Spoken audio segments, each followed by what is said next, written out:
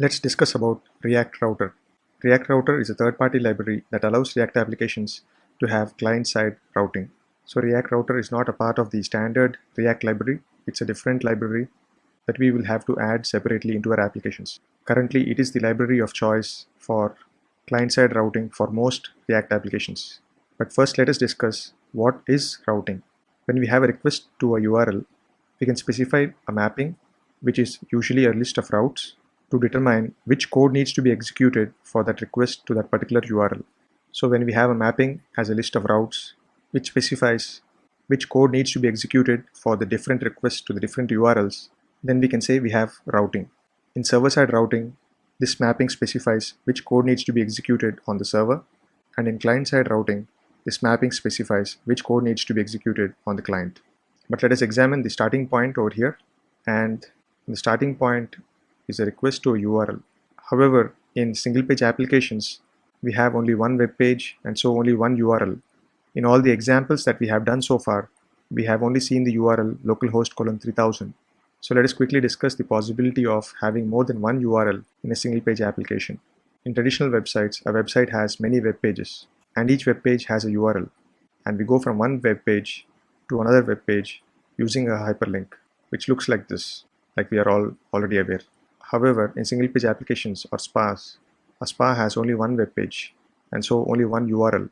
However, that one web page will host several components. If we use React, that web page can host several React components. So a website has many web pages and a SPA has many components. So in traditional websites, web pages are the building blocks, and so web pages have URLs. And in single-page applications, components are the building blocks. So the question is, can we have URLs for components? It would be nice if we could have different URLs for different components. So can components have URLs?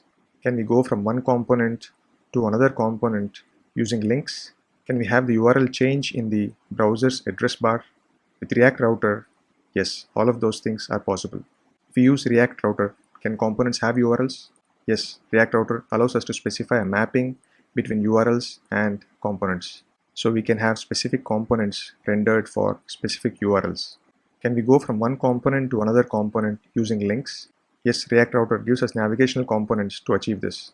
And last but not the least, can we have the URL change in the browser's address bar?